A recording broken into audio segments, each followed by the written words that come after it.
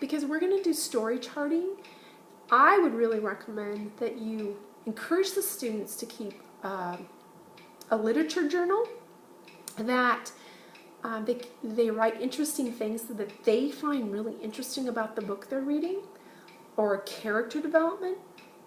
Have them pick a character and write what they see, how that character is changing, or what that character is thinking about, or maybe something about the plot. Because what we're trying to get at with the literature is for them to think about literature in with literary terms, to be able to discuss literature, and we're really going for thinking skills. I really believe that's what literature is so amazing it does for us, is it really helps us to think at a deeper level. I think comprehension questions are lame and boring, so I just don't think we should do those.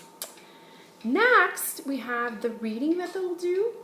So you want to put down what they're going to read in science, that'll be the Usborne, and history is going to be the Kingfisher or Streams. If you don't own Streams, we will figure that out. But I really recommend that you at least buy Kingfisher, and you need to buy the Veritas cards. It says on this document that the co-op owns a set. Well, we don't. The other co-op does, but we're just starting out, so we own nothing.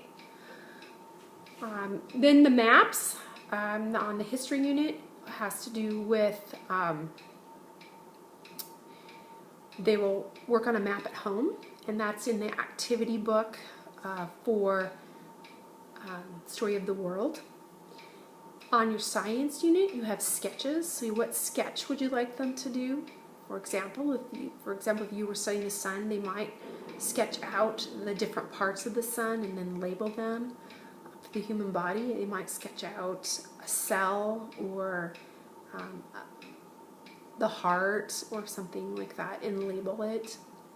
And then the next one is memory work on both the history and the science. What do you want them to memorize? Of course, the sound off's on. And you could have them memorize a Bible verse, but make sure that it's pertinent.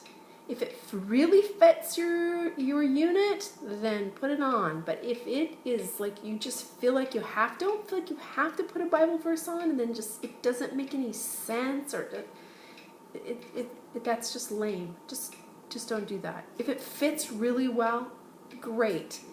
Other memory work might be a famous speech, or the parts of the systems of the body, or one time I know the students, they memorize all the bones of the body. So solar system, the planets, the order they're in. So there's all kinds of different kinds of memory work. You don't want to overload them, but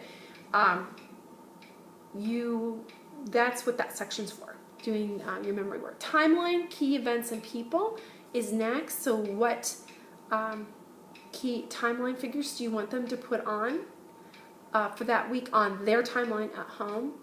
And then the next one is vocabulary and the concepts.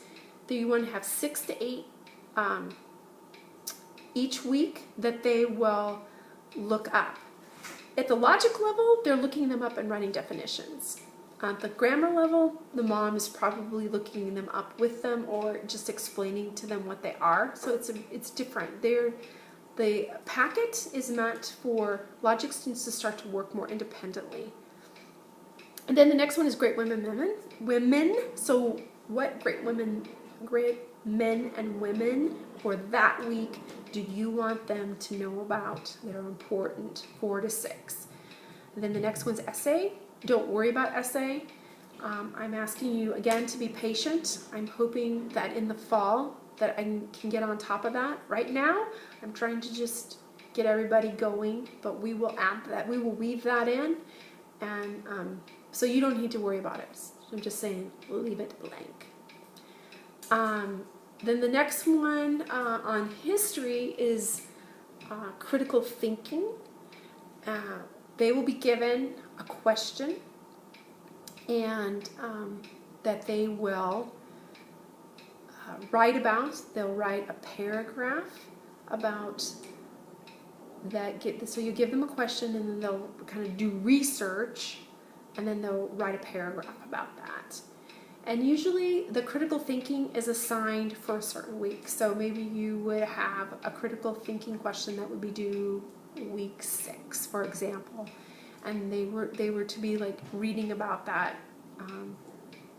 through, I don't know, maybe, I know what I'm like. I may not have gotten to it as a parent until week 3 or 4, but that's coming up, and they know that that assignment's coming up, and they're to do some research and write about it. On the science packet, the next thing is lab and demos. So you might assign a lab due week 4.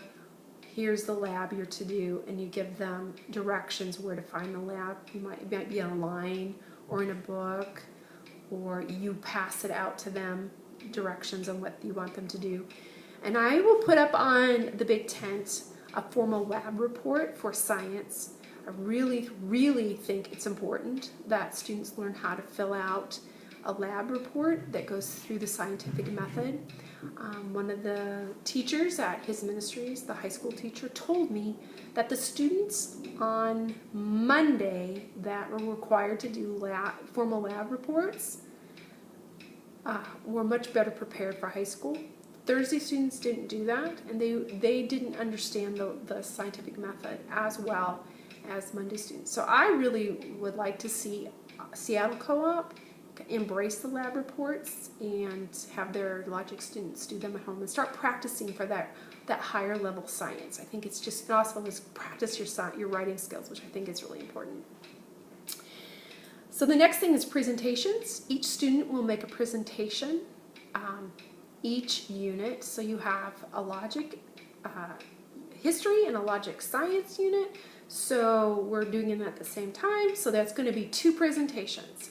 So you as a history teacher and a science teacher need to communicate. So you don't put Ruby on the same week for both her history and her science presentation. You just need to coordinate together so that she's spread out and has some time to prepare.